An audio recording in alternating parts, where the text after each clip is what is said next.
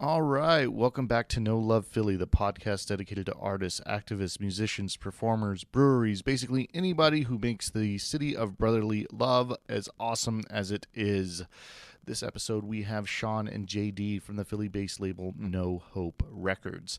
For those who do not know, Shawn and JD grew up together in Northeast Philly. They went to high school together. After high school, Shawn went to college in West Virginia for business, while JD, his buddy Shane, and a few other guys form and tour with the band Valencia. Now, if you don't know this, Valencia ends up blowing up into this really big band. They get signed by I Surrender. They eventually move on to the major label Columbia Records. They start hitting these Billboard Charts, but eventually get dropped by Columbia. They get back with I Surrender. They come back full force, start hitting Billboard Charts again without the major support of a major label, and then eventually take a hiatus. Then they form again, and now they are already selling out shows. Now, Shawn and JD have linked up again, and they're bringing Shawn's business acumen and JD's experience in the music industry to bring the world No Hope Records, where they've signed some of their best friends and are constantly scouting out new talent. I am telling you, this is one epic story, and you will get to hear it being told by the guys who lived it. And during this podcast, what we do is we discuss the do's and don'ts of being on a label, the day-to-day operations of No Hope Records, what it was like being signed to a label at the early age of 19, touring on the Vans Warped Tour, what JD did during the hiatus, and what No Hope Records' plans are for the future. But first, these guys have a lot going on. You can catch JD performing his solo project, Self-Help Me, at World Live Philadelphia on December 10th. His video for Calls debuts on New Noise magazine in a couple of weeks, so you'll want to check that out. And you also have the re-release of Valencia's debut album, This Could Be a Possibility. They are releasing that on vinyl, and you want to make sure you get copies of that because there are only 1,000 copies in circulation. Now, you've also got the Valencia Reunion Tour, which has already sold out in New York. There are no more tickets in New York. You couldn't get them if you wanted to, and sure, it's probably going to happen again here in Philly. They are playing at the Trocador. I keep saying Trocador. They're playing at the Fillmore. So you want to make sure that you get tickets at valencia.showfetty.com so that you can be a part of that show before it sells out. I was talking to Shawn, and he's very confident that that show is going to sell out. So you want to make sure you check that out. Shout out to Mike Cabillos from Earshot Media for making this happen. I really appreciate it. Taking a shot on your boy. You've always been good to me, so thank you very much for that. And just a correction there, the Valencia Philadelphia show is December 28th at the Fillmore. And you want to make sure that you go to Valencia I've already said it like 3 times. Valencia.showfetty.com to get that. And so now I am proud to present to you all the founders, the owners, the dudes that make it happen for No Hope Records, JD and Shawn. Stay awesome, folks. Enjoy the interview. It is one hell of a story for sure. This is Shawn from No Hope Records, and you're listening to No Love Philly. This is JD from No Hope Records, and you're listening to No Love Philly. All the time she calls, I come running so fast, get out of my way. I am here for you. Anything she wants,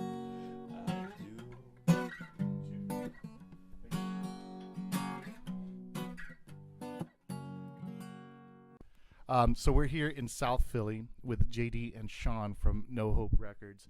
And I'm really excited to have you guys on because I didn't know about you guys before. I really didn't. And then I listened a little bit more about, kind of did a little bit of research, and you guys have been through some shit. I mean, when I looked at everything, I was like, wow, this is a story, and I'm a big fan of stories.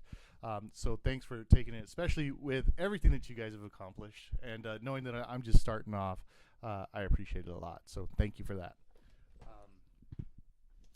The first question I want to know, the first thing I want to get started. Well, first, why don't you tell us a little bit about No Hope Records? How did that even come together? Because that's a story in itself. That's a story that Shawn's been brewing for a while before he came to me with it. We started No Hope in December of 2015. Yeah, So just about a year now. just about a year, and we met up. I was living in D.C. at the time, and Shawn hit me up with this idea to start a record label, and yeah, we met up in December over some beers, and right away, when he approached me with it, I was like, yes, let's do this. It's a great idea. Yeah, I kind of at the time was in a job that I wasn't really happy with, and JD and I were talking, and he was looking to record an album of his own, and I kind of had the idea for a while about the label, and I kind of just threw it out there at him, and we met up, had beers, and it just kind of started there. Now, you want to fix something? Show me what's up. Go for it. Are we good? Can you hear everything? Yeah. All right. So, you guys were you both a part of the band Valencia, or was it just one? I was a part of the band. Yeah, I was not in Valencia, But just JD. Shawn and I have known each other Since we were 10. Since we were 10. We went to the same grade school together. Yeah. So did you guys grow up here? Yes. Yeah. So you guys grew up in Philadelphia. Yeah, Northeast Philly. We went to grade school together, and we started playing music together. I think we were like 11, just in like a crappy little grade school punk band. We covered Korn and Lit. Yeah, a lot of Blink-182. Yeah, it was a good time. And the other person in the band was George. He's He was in Valencia as well. Yeah. So we played our first bands together, And then I also went to high school with Brendan from Valencia. So when they started Valencia, I was still friends with all of them and playing shows in other bands with them. And yeah, it's stuff like we just go back a long way. Okay, so here's the thing. I never knew anything about Valencia. I'm gonna be completely honest and say I knew absolutely nothing about it. And so when I started looking at it, I was like, oh wow. So and then it would become another oh wow moment. And then so like it was like oh wow. And so when I was talking about it, it's kind of like how this formed.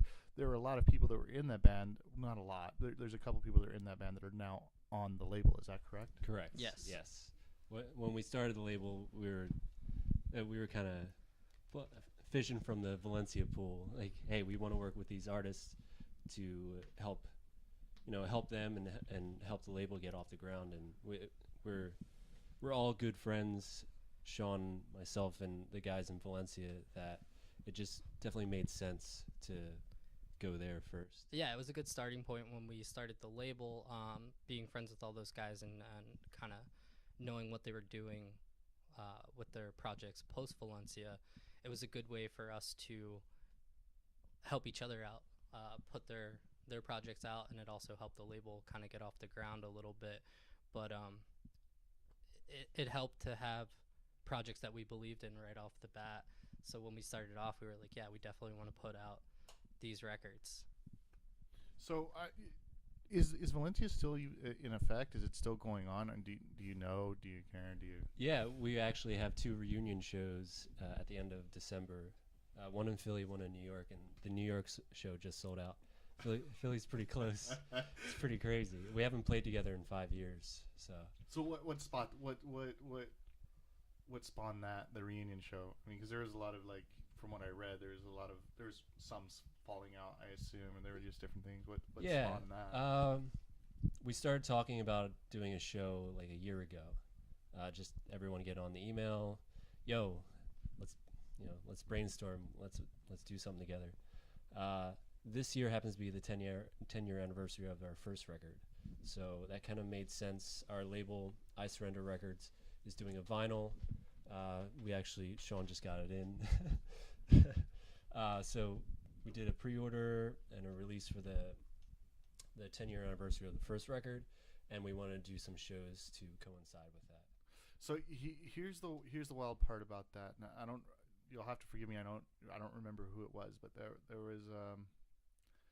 there was a member of Valencia, and when I say you guys have been through the ringer, man, I mean it gets rough. I don't even know where to start. One of the first things that comes to mind is, who do you have signed to your label from Valencia right now? Who? We have Shane Henderson. He's the singer. There you go, Shane Henderson. Okay, so that's exactly who I'm speaking about now. First I want to talk. We'll go back to that. But what I want to talk about right now is that you guys said I surrender. I read an interview. I think it was with Shane that said, or it wasn't an interview. It was a post, and he was like, "I Surrender is the only label that gave us any PR that really represented us." What did you guys learn from being signed to a like I Surrender? And then what was the major label? Columbia right? Records. Okay. So what did you guys learn from that experience? What did you learn from I Surrender first and then going to Columbia? Learn from I Surrender a lot about DIY and just getting out there and hustling and grinding away and really building yourself up from the ground. And we had the luxury of having Rob Hitt, who was the drummer in Midtown. He owned I Surrender Records, and he was a real guiding light in our career to get us off the ground. And he knew how to build a band from the ground up, and it helped that we were, equally as hardworking as he was. And he ran that label pretty much by himself. He had interns and a partner in the label, but like Rob he really kicks some ass. So what is it? So that's what you got. That's what you got from that label. How what were you doing before? You said you were working a job. It was kind of you weren't. What job was it? What were you doing? Back in those times, I was in college during most of Valencia. But post college, I was college for what though? What was the? I went to West Virginia University for business, and I played hockey down there. Sean is an excellent hockey player. Was. Okay. Hey, you still past life. Did you have a knee blowout or anything like that? A shoulder. Okay, all Yeah. right. A lot of fights. Did you get a lot of fights? Not a lot of fighting in college hockey, but all right. yeah, it's a past life. I figured But- from Philly you would have brought it out there. Yeah. Bully. Yeah. Post college, I was working in a family business. I'm still involved a little bit in it now, but mostly the label. And it just working the 9-to-5 grind at a desk and doing all that just wasn't for me, and I just kind of wanted to do something that I was a little more passionate about, which is where the label came into play. And that is ballsy. I know. I mean, I really want to say that is ballsy to be like, I'm not gonna pursue the 9-to-5. So my question to both of you really is, when was it that you were like, nope, this is what I'm gonna do. I'm gonna do this full time. This is my job now, and I'm gonna make it happen. And what made you decide to do that? It was. I had the idea. I wanted to get back into music. And the playing music thing has kind of passed me by. I know that's not really a thing for me now, but I thought having the experience that I had, even though it wasn't enjoyable, gave me a skill set to do something in music that I could make work. And it was around the time that I approached JD, like a little over a year ago, that I was just kind of like, I want to do this and I want to do it with JD. So yeah, it was about then, and then just kind of recently in the last couple months, it was like, all right, let's kind of go at this full steam, full time, make it happen. I don't know. It's like, so I think that's one of, for me personally, it's probably like one of the scariest parts, because I would love to interview like people full time, and I don't even care in what capacity really. But it's like that letting go. I don't know if either one of you, do either one of you have kids or family? Oh, nice. No kids. Oh, you guys are great then. You're making the perfect decision. I mean, pursuing this full time. Yeah, I am married though, and I wouldn't be able to do that without my wife. So. Right. Yeah, I wouldn't even be able to do this without my Yeah. wife. So, clearly. So when was it for you that you were like, no, music is what I'm doing, and that's it. Like I'm doing this. This is how I support myself. And Started probably Even very early on. before college. Yeah. Valencia was signed when we were 19, and Jesus. yeah. But even before that, Crazy. JD gave up a soccer scholarship to Yeah. continue Jesus. to So pursue music. It was either going into college. Do I want to? To where? We're gonna know. I ended up going to Drexel in Philly. Oh, you did go. I went to a year of college. The plan with Valencia was 4 of us at the time were going into our freshman year. Our other member, our drummer, he was in his 3rd year at Temple. So the plan for me was I'm not going to pursue soccer in college. I'm going to pursue music and just go to college with the plan of after a year, no matter what happens, we're all taking, quote unquote, a year off and seeing where music goes. But we got signed to I Surrender in the middle of that year. And we were going back and forth from Fairless Hills, which is like, 40 minutes up? Yeah, Up in Bucks 95, County. Up Bucks County, Yeah. and we were recording our first album in between like classes and like exams, taking the train up to Fairless Hills, coming back down to Philly. Because 3 of us went to Drexel, 2 of us went to Temple, and just trying to bang it out and make it happen because now we have a label behind us. We got signed off of a 4-song demo, which is like so cool. So where are you during all this time? You're in college during. So your buddies are all going out on tour. They're signing to labels, and you're going to college. Like Yeah, I mean, at that point, well, before that, I had kind of, I was playing hockey and decided that that's the route I was going to go. I was going to go to college and play hockey. But we were still in touch. I mean, I used to go see them whenever they passed through, even remotely close to where I was going to school. I remember driving up a couple hours to Baltimore to go see them when they were on tour, because that was the closest thing.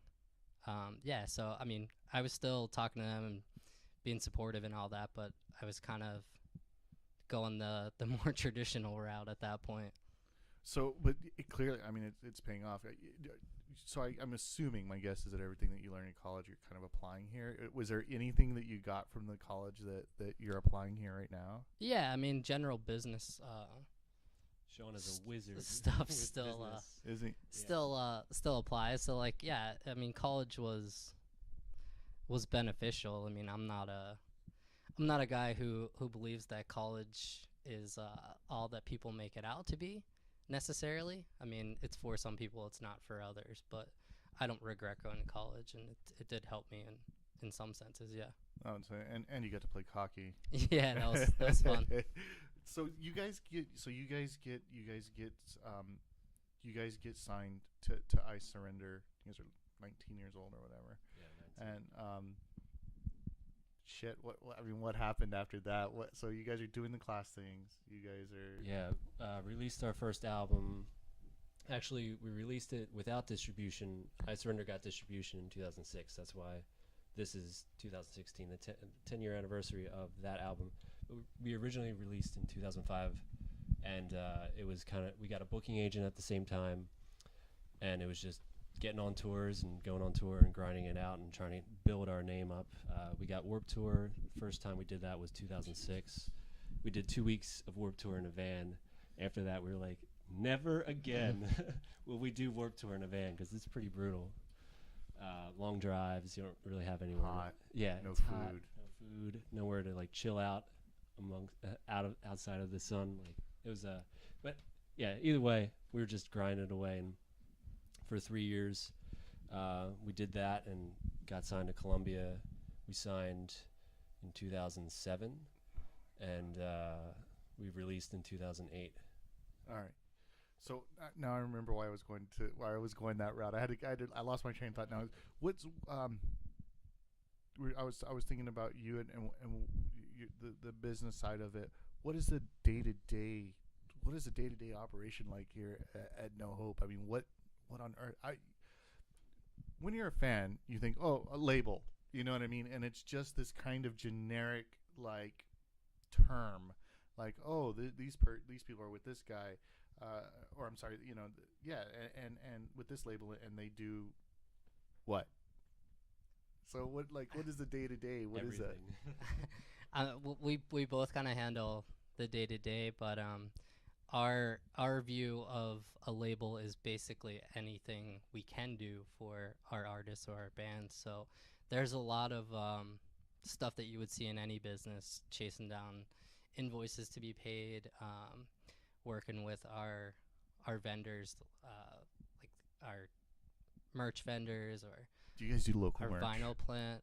What's that? Do you guys get your merch locally? Like, Yes. Okay, Yeah. you do. There's actually a printer around the corner. They do posters and T-shirts and stuff like that. Let's give him a shout out. Who's that? Awesome Dudes Printing. Awesome Dudes Printing. That Yeah. sounds like an awesome place to get it done. And we work with another printer in Bucks County as well that does the same thing. They are Old Skills Productions. Old Skills Productions. All right. And then we use a poster printer, Fireball Printing, in Fishtown or Port Richmond. Yeah. Yeah. I spent a lot of time in the Fishtown area. Actually. Yeah. Cool. Yeah, so there's a lot of stuff that you would see in an everyday business, but then there's also when a band's on tour, making sure that they're stocked on merch or all We're that. booking the shows. Yeah, helping them book tours and making sure that they're good with everything that they need. Working with our PR firm to get them stuff. Whose idea was it to sign with Mike? We kind of talked about It was the most. pursuing a PR firm, and in researching different options. You picked the best of Yeah, the he's freaking awesome. best. Like, it was. I can say, I don't know shit about like the business end of it, but Mike, dude, that dude's an awesome dude, man. Like, Yeah, he's awesome. he knows what he's doing. Like, he's legit. You know what I mean? And go ahead. I don't want to interrupt. Well, you. one of the super great biggest to things hear. that appealed to us with Mike was our label has we're not really genre specific. We have a lot of different types of music, and Mike's roster that he deals with is the same thing. So JD's music with his solo project isn't necessarily the same kind of avenue as Promise of Redemption. So it was good that Mike deals with a variety of different kind of music, just like our roster is. So that's really what appealed to us, and then we just kind of hit it off because he's awesome. I was like, that is the single best decision. I was like, who are these guys? Because like I said, knew nothing about it. I was like, who are from Philadelphia? I was like, that was the most brilliant thing that they could have done. And then I started thinking, did they sign just their label? Did they sign all of their artists? Is that the deal, the scope of the deal? You guys like, will all of your artists be PR'd by Mike? Yeah, it's a label partnership that we have with Mike. Jesus So Christ, that's so brilliant. he Oh my represents the God. label as well as all of our artists. Dude, and what's so cool about Mike is that when I started, working with him, he was doing a lot of underground bands, and then you saw him doing a lot more, and then this stuff is getting pushed into AP, and it's just going and going, and then he's representing a shit ton of bands on Vans Warped Tour, and then holy shit, now he's the PR dude for Vans Warped Tour, and I was just like, damn, like. Build, yeah, it is, and it's that whole DIY thing of like building it up, and he got himself to that point to do that. So that's why that was one of the things that I was like, that was a brilliant move. Like, so kudos to you guys for that, because that's amazing. That was a smart like logistical like move. So I kind of want to get back to all right. So we kind of cut off in the story a little bit. You guys are signing, right? So you guys did I Surrender. You left I Surrender for Columbia, which I'm assuming is the enticing. It seemed like, oh, that's a major label. Let's do that. All right. So what was your experience with Columbia? It was definitely awesome. Like everything that you can imagine a major label to offer. Like we had a pretty cool recording contract. We were set up in the best studios out in LA. We lived in LA during that experience of recording. Had an awesome producer for the album, Ariel Reichschad, who used to play in the Hippos, and he's done like some badass records since then. But I'd say a lot of with either with I Surrender and definitely with Columbia, it's just a lot of what not to do experience. We didn't really know too much, being somewhat of a baby band and being on a small indie label. Just kind of letting go of our idea of what we needed to do, and accepted or went with Columbia's idea of what they wanted to do, and kind of see how they rebrand us and put us out there, and how, whether it's visually or sonically, and just kind of learning from that whole experience of, looking back in hindsight's always 2020. And it's just like, okay, we should have not spent that money there, or not did this then, or try to get on that tour, or not get on that tour and wait for a different tour that suits us. Just, all under the sun could be. I want to know a lot of the not to do's. What are some more not to do's? Just in case you never know, there might be somebody else listening, says they're starting up a small label. There's too many not to do's. How about we focus on the to do? What are some good, what are some good things that you got from that you learned that you could maximize in that area? Said spend your money wisely. Do a lot of research on what you're spending on, and everyone equates a lot of money to a lot of value, and that doesn't always translate. We didn't really have to spend as much money as we did on recording or on artwork or on music videos. We learned towards the end of our time with Columbia to be a little bit more hands-on and DIY than letting Columbia take the reins on how they envisioned our band compared to how we started off and how we envisioned our band. I think that's like the biggest thing is just because you're on a label doesn't mean that everything is set and taken off. I think the biggest thing that any band or artist can do is don't ever take for granted that someone else is going to do things for you, whether it's a label or a booking agent or whatever. You have to have more skin in the game than anyone.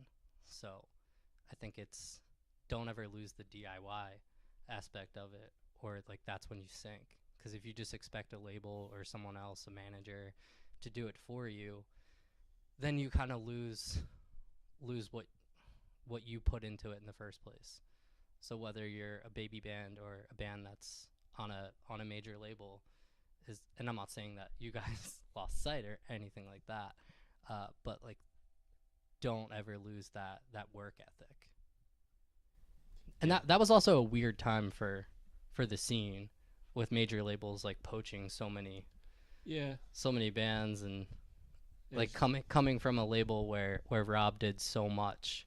Yeah, Rob did do a lot, and then when we went to Columbia, we had a just completely different team than what we were used to, and I think there lacked some.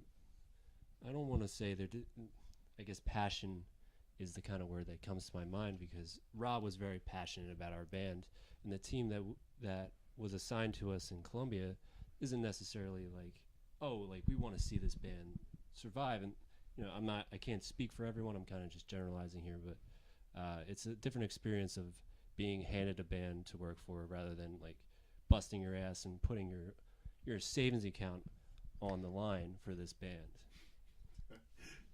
Yeah. I think like Rob had as much invested in Valencia as Valencia had in itself. Yeah. So like there was more incentive for him to go out, or no, I don't know if incentive is the word, but like he had skin in the game, So yeah, it just kind of goes back to don't lose that work ethic, or don't lose that. Don't think that getting a major label contract is you're there. The end all be Yeah. all. So you were saying right now that was a weird time in the scene for bands that were getting poached by labels. So can you go? What do you mean? There's like a lot of 360 deals being passed around. Shit, those are the worst. Yeah. Well, that was So like that means that like 360 deal is like, let's say you guys are jamming out or whatever, and then Van sponsors you guys, says, oh, okay, we'll pay you I don't know, $5,000 to wear our shoes or whatever it is, and they're like, oh no, dude, we're getting half that 5,000. Yeah, pretty much. They get 360 degrees of your income. Like Everything. You do a commercial. I don't. You guys didn't do that, but you do a commercial, and they're like, oh no, you made $1,000 there. You're Yeah. giving me 500. pretty right? much. Yeah. So Wow. that was a big time. Like major labels were trying to figure out how do we make money in this time of all this digital music, and it's the industry's changing constantly. And at that point, it was 360 deals were the thing to do, and we had our band signed to one, and we had some peers that signed to others, and we all had a different experience with it. I think as much as we could say that a major label didn't do enough for whatever band, like there are bands that at that time did succeed and they were on a major label, and just I think there's a lot to do with puzzle pieces and timing and the right place at the right time and the right crew and passion as well. And just so there's so much that goes into it. So as label owners, are you guys not a fan of 360 deals? No, we don't do 360 deals. No. All right. So when you guys were talking, you said that that you have this wide variety, like genre list, and so are you guys signing bands from Philadelphia? Like, is it just friends right now? Are there people outside of the Philadelphia area? So yeah, there's we're signing a new artist from Queens that we've met him through the group of peers and creatives that we know through Valencia. We're signing a dude from outside of Philly. He's from Pottstown. We're going to be working with him. We know him through the group of creatives that we've all come to know. But right now it's definitely Philly based. Shane from Valencia, he's from Philly, or from Promise of Redemption, I should say, but now he lives in San Diego. Dan, who played drums in Mosey, or he does play drums in Mosey. He is Mosey, but he played drums in Valencia. He lives in LA. And Trevor's from Philly. He still resides in Philly. Triangle Shirt Factory, I should say. So I know it's a completely different genre, but I was surprised to find out, like, well, some of them I knew, but like, how many like musicians actually live in Philadelphia? I mean, like, you have Vinnie Paz. I don't know if you guys know who that is. I'm not. Like, I've never heard. No, I was just shaking my head. There's a huge scene. Beanie Siegel. Like, these are all people like I hope to have like on the podcast someday. But Amos Lee, he's from Philly. yeah, Hall & Oates. that's crazy. Like, are those people still living in this area, or I know that Vinnie sure. Paz lives here in South Philly. I gotta find out. He's That's here. cool. I mean, there's a ton. I mean, even in the like indie emo scene. I mean, you have the Wonder Years. Wonder Years, the starting lines from Philly. Yeah, The starting line. Yeah. Yeah. and then you have like the younger ones like Modern Baseball. Yeah, they're huge. Anthony Green. Yeah, Circus Survive. All that kind of stuff. Yeah. So are you guys actively looking? Are you guys out in the scene here in Philly, like checking out shows and being like, yo, we like that guy? Yeah, for Yeah, we sure. get a lot of Poaching shows. Are you poaching some young dudes out here? Yeah, our ears and eyes are always open for new, fresh talent, as they say, because there's definitely a lot of new, fresh talent out there, and we would like to work with bands that are talented and passionate. That's a big thing for us. Is you can have a lot of talent, but if you're not out there working your ass off, like as equally as we are, and we can have an even exchange, like that's very important. All right, because I mean, we're to be successful at this, we have to work our ass off too. So we wanna, if we're working our ass off, we want you to be equally working your ass off. So that's something you definitely, it just comes back full circle. It's something that you guys learned. It's also not just on your end. You want whoever it is that you guys sign to also hey, well, hold on, dude, like this isn't the end all be all. We're not your golden ticket. You've got Right. to put in that work too. Yeah, we're just giving you a greater reach, a bigger platform, as we are establishing ourselves, and whoever we bring on throughout our establishment, like we're gonna provide you with the best that we can, and that's what we're trying to build up, the best label that we can, the biggest reach, you say No Hope Records, and you know who No Hope Records is, and you know who they have on their roster. And so I think, as we progress in that, whoever that we can help out with what we've built, like, I think that's just fantastic. All right, so check it out. So we keep going back and forth. It's okay. I love it. It's cool. So all right. So you guys, Valencia signs to Columbia, okay, and then holy shit, you guys start like topping like Billboard Charts, right? You guys hit the billboards, right? Yeah. All right. So everything's groovy. You guys must have been like on freaking cloud nine, right? All right. So, but then this horrible accident happens, right? Was it Shane's girlfriend? That was actually prior to Columbia, but yes, it was. So okay, so this was when. So then I need to back up. So this is when with I Surrender. Correct. So what the hell happened, and where were you guys when this happened? So his girlfriend passed away in a freak accident. She was like helping her parents with some yard work, and just she was on a tractor, and it kind of toppled over on her. She got suffocated. Wasn't not good for anyone. Very sorry that happened, but we were on tour, and we got a call that morning that she had been in an accident. So we're like, all right, let's call Rob Hitt, call I Surrender, call our booking agent, figure out what we have to do, because like literally we just started this tour. Jesus. It was like a little East Coast regional run for about 2 weeks. So as we were on our way back, we decided to like cancel a couple shows. We'll figure out where to meet up again with the tour once we get back in the swing of things. And then we got a call that she had passed away as we were driving back from Pittsburgh. Dude, that must have been rough. Yeah. Did that tour get canceled? That was it? For us, it did. Right. I think we may have played the Philly show as the tour came back around. We played that show. Maybe not. I don't know. Fuzzy memory, because that was 2006. That was a while ago. How long did it take to rebuild after that to come back from that? A while. Yeah, definitely. I don't think we really did shows for a few months, several months. Yeah, I don't think you ever really are the same again after something like that happens. But definitely took a while, and getting back in the swing of things, and then certain songs, and like Shane put out a record that was dedicated to her, and we played a lot of those songs at Valencia shows. So the people that experienced that with us, the fans, and they sort of got attached to that as well, and felt the emotion and the pain as we were experiencing it. That's rough, man. And so that's the things that I'm like. And so where were you when all this was going on? I was in school at the time. Yeah. Did you catch word or what? Yeah. I mean, I remember talking to them and whatnot at the time, but yeah, I was in school, so I wasn't around the area. Wow, man! But still, like, you know the dude, right? I mean, yeah. I mean, we all like kind of grew up in the same scene and whatnot. So yeah, it was rough for everyone. I mean, Shane obviously first and foremost, and Dana's family, but yeah, it was a tough time, and it was tough to have to watch all of them go through that as well. So then this whole time you guys were on I Surrender. After that, how long is it that you guys signed to Columbia? I'd say about a year after that we signed to Columbia.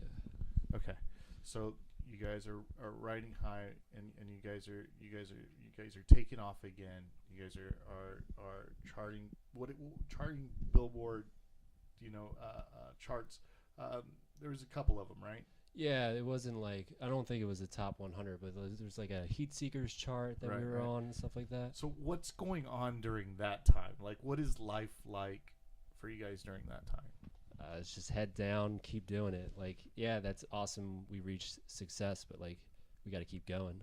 So how often are you guys performing? Like, how many tour dates are you doing per year? What's that schedule looking like? We were touring a lot.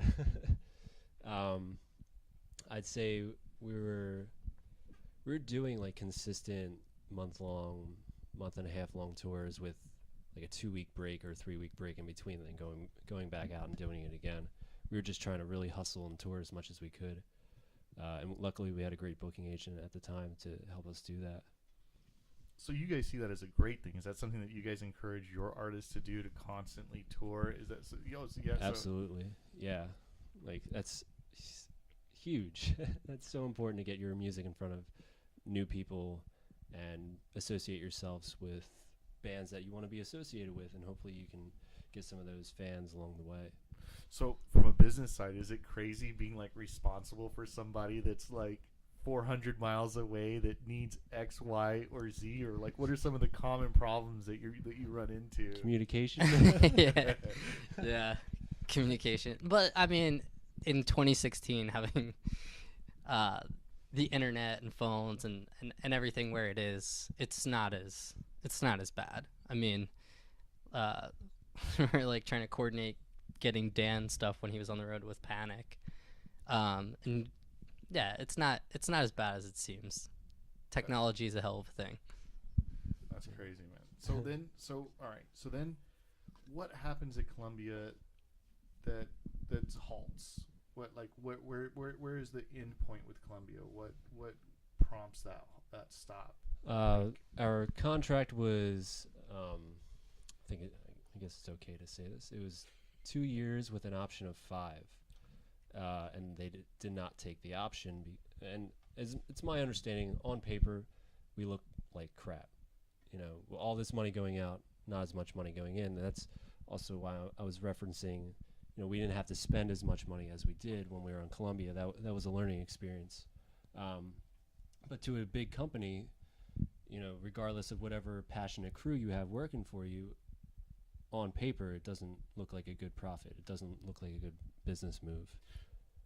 So is it my understanding, what the general public usually knows about labels, is that what they do is they quote-unquote front you a bunch of money, but all that's a loan. Yeah, it's all recoupable, for sure. So these dudes can come back to you for like, you know, if they spend 100 and you only bring back 60, they can hit you up for the other 40. I mean, there's money. There's just weird contract stuff. I don't believe we owe them any money. But any sales that are made on that record that was done on Columbia, they still get. Okay. So any future earnings. Yeah. Right. So like that money that's fronted is all recoupable, and then when it's recouped in full, then the band starts seeing money. Ouch. All right. Okay. No. Okay. So I get it a little bit more. Yeah. Well, the idea would be like you invest all this money in this project, you're hoping returns pretty quickly, you know, or rather as quickly as it can. So that's like, okay, that's a smart move. We invested this, we got a return. Now we're all churning profit. But it's also like what I was saying earlier that that it was a weird time. Was there was like a lot of money being thrown around back then, and early like 2000s, right? Well, this is like this is 2007, 2008. I mean the major labels didn't prior to that didn't really pay attention to the scene all that much, and then the scene kind of blew up, and then major labels got involved, and there was people throwing tons of money around.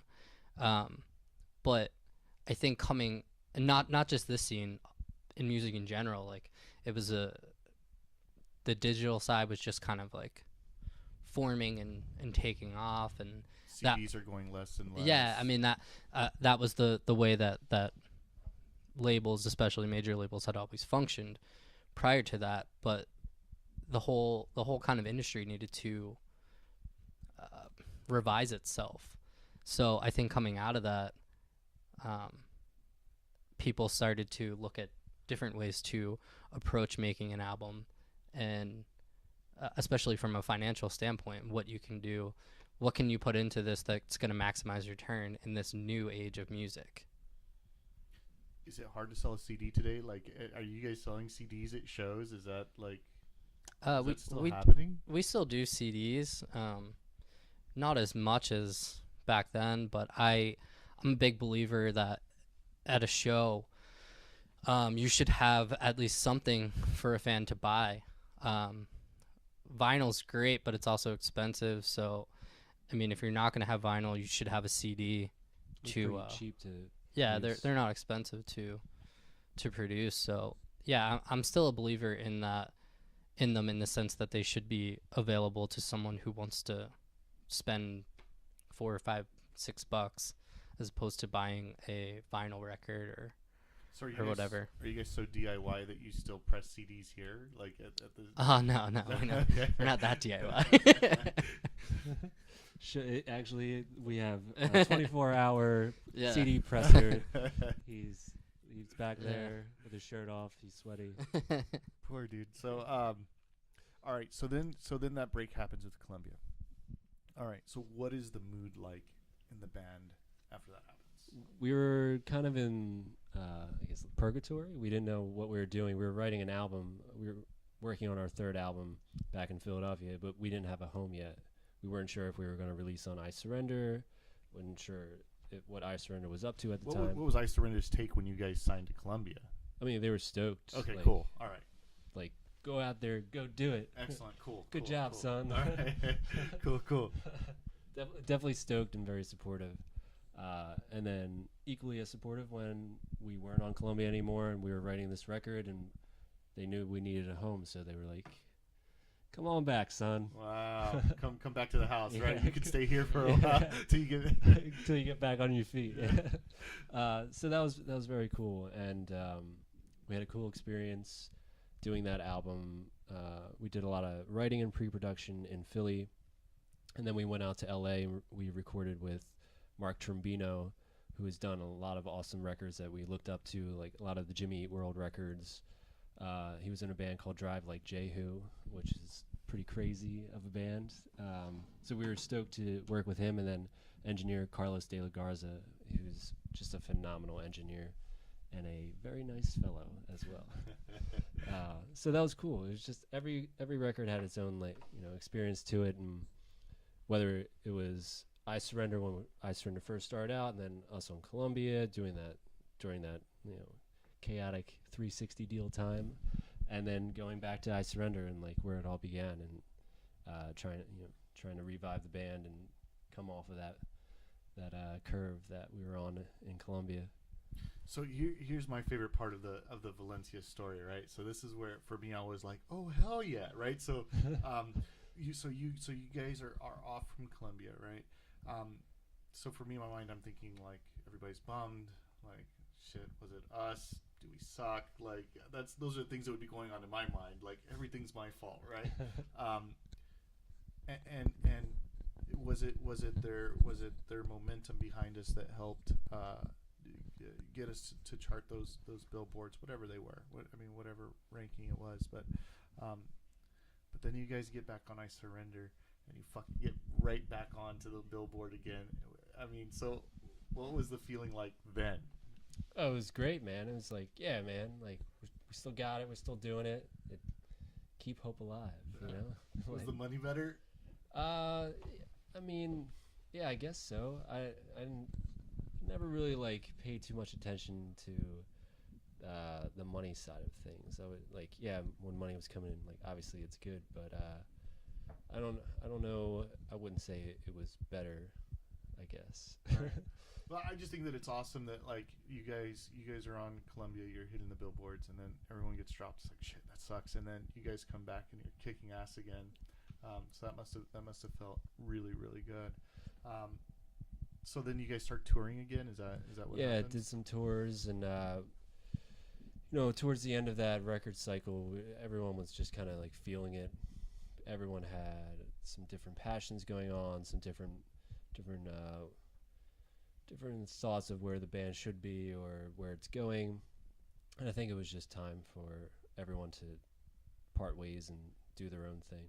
And now 5 years later, everyone's like, yeah, we should do this again. So what did you do after? I left the band 6 months prior to its official hiatus.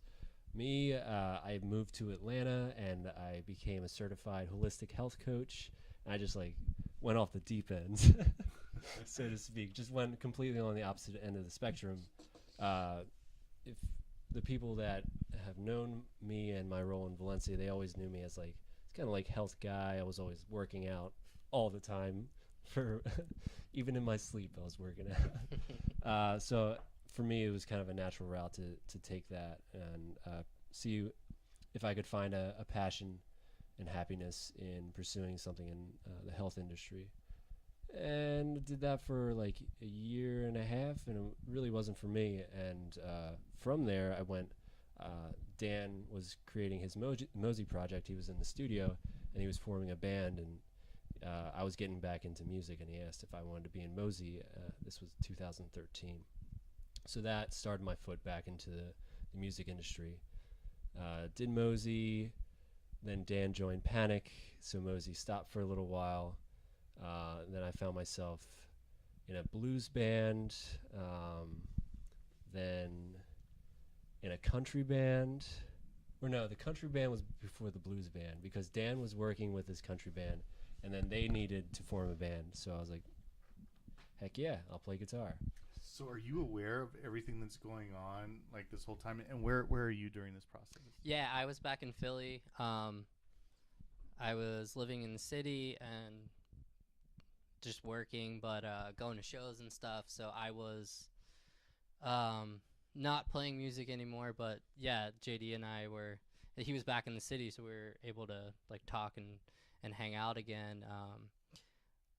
When Mosey was taken off, and then I actually wasn't aware of the country band, but yeah, when when he was in the blues band, it's kind of funny hearing the timeline like that again because it all kind of plays into your solo stuff now. You can like hear the different influences, Yeah. of all of that kind of stuff. So from the blues band, it made me be like, I really want to do my own music. Like as much fun as those bands were, I was realizing that I have a lot of stuff within me that I want to get out, and I want to pursue it to the best of my ability.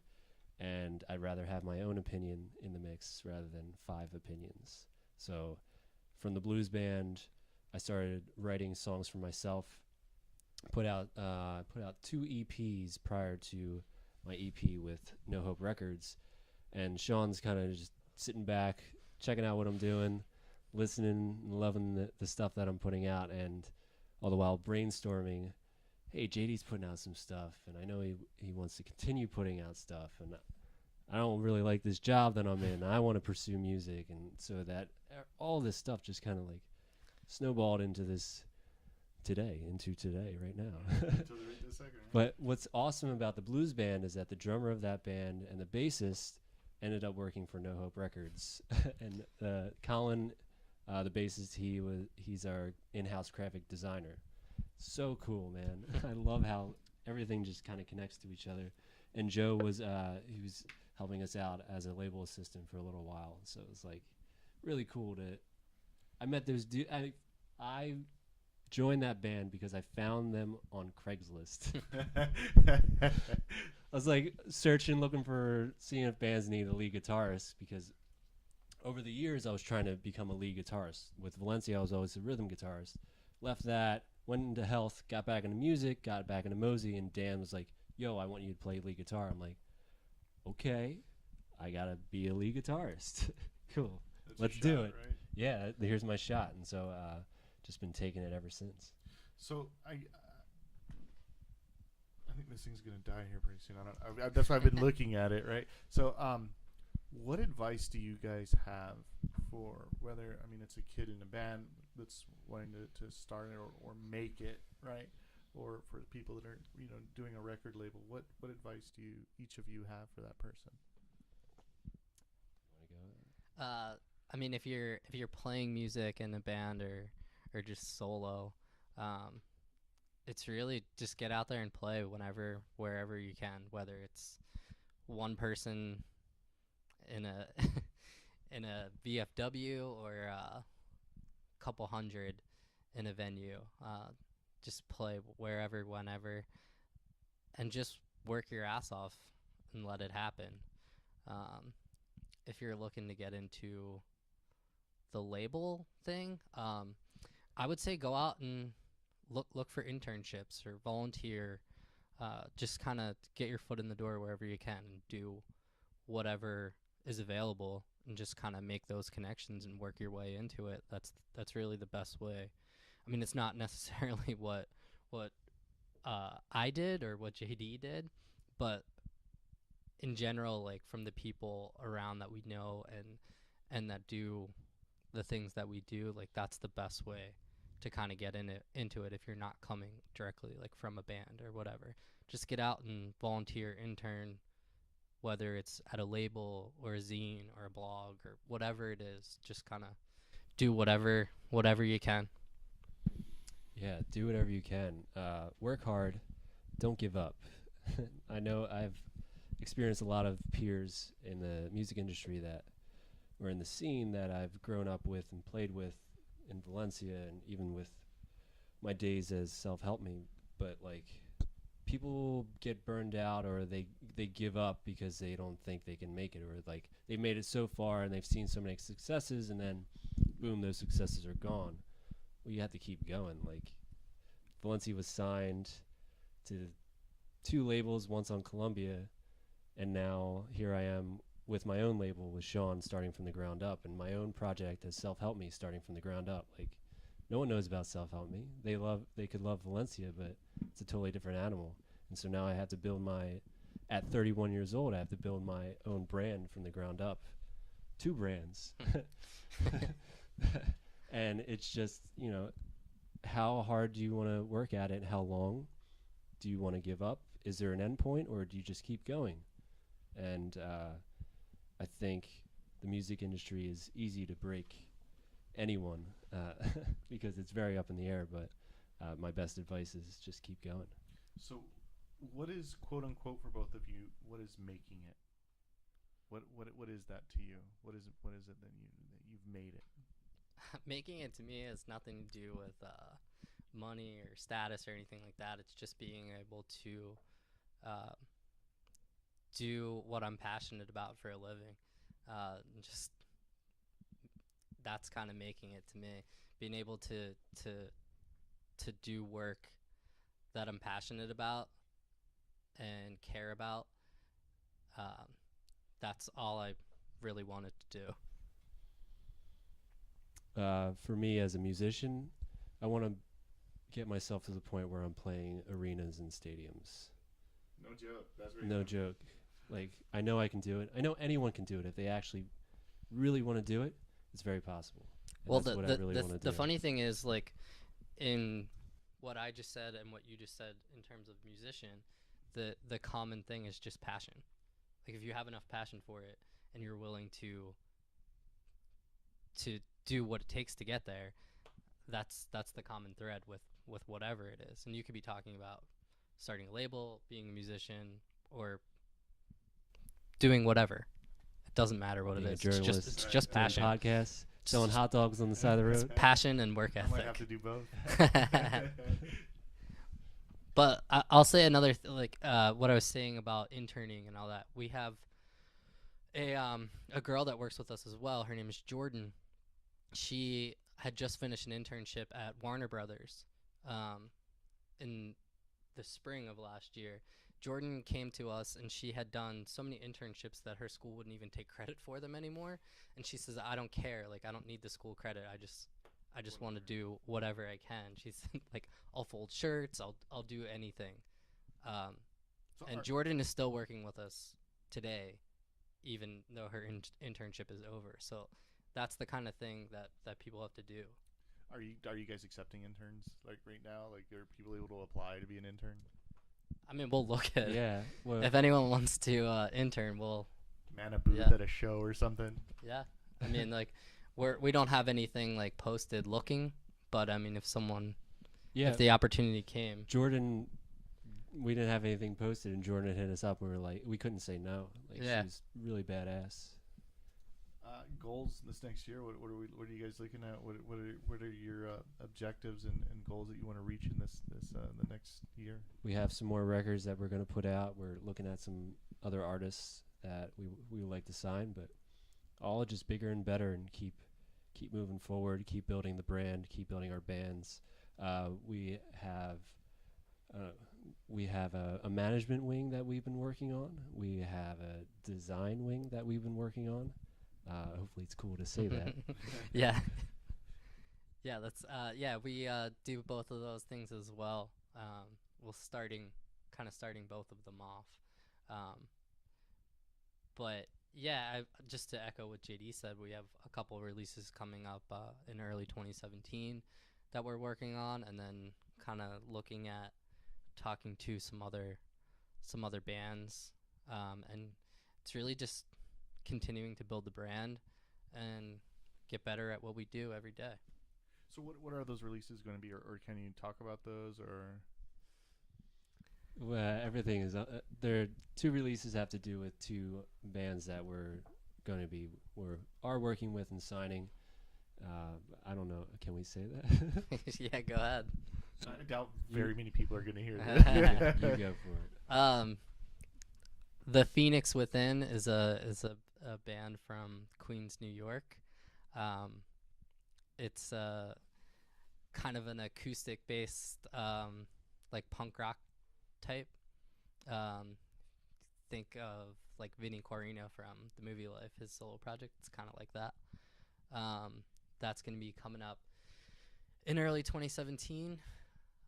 He's finishing up in the studio now, and yeah, it's sounding awesome. Sounds really awesome. Yeah, we're going through music video ideas right now for the announcement of that. So yeah, really cool. And then an artist that goes by Oso, who is Chris Lopez. Yeah, that's bear in Spanish. This Yes. is true. That is true. Yeah, he's like an ambient folk artist. Really good dude. Super rad. Super rad. Very. He's got a really gnarly voice. So he's been he's working on some pre-production right now, and we're hoping for like a late spring release with him. And he's pretty much brand new. Chris has been doing songs for a long time, and I approached him over the summer. I was like, "Hey man, I want to work with you.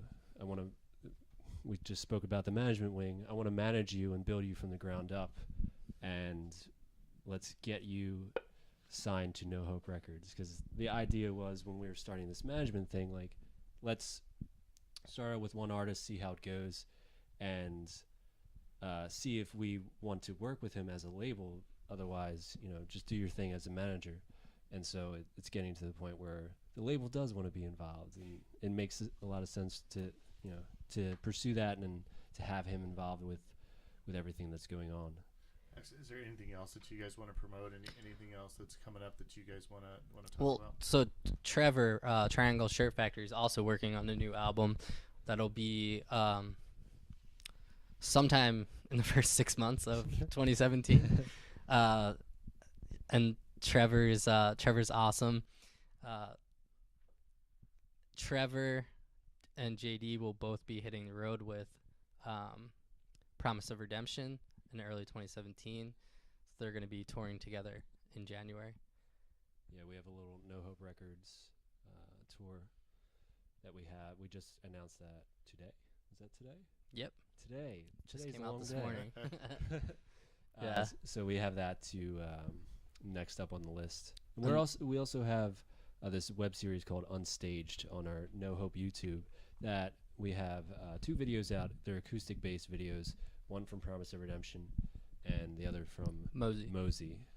So we're getting all of our label artists to do that, and we'll be releasing those over the course of time. And then JD as Self Help Me will be headlining World Cafe Live That's right. next weekend. All right. Awesome. Yeah. So cool.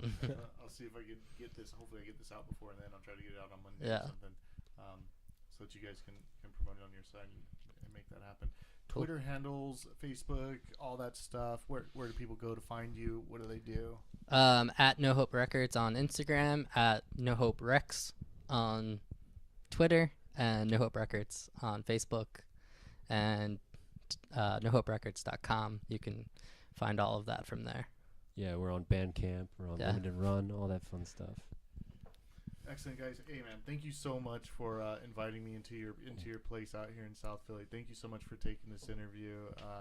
I wish you guys extreme success, man. It looks like Thank you you. guys definitely learn enough and know more about the drive, and have that. So thank you very much for having me here, inviting me here, allowing me to interview you guys. It was really good. Thank you very much. Thanks for Hey having man, us. thanks. Thank you. All right, talk to you guys later. Bye. Haha, psych. Looks like the audio got cut off for whatever reason. I was actually importing this into Windows Movie Maker so that we could upload this on YouTube.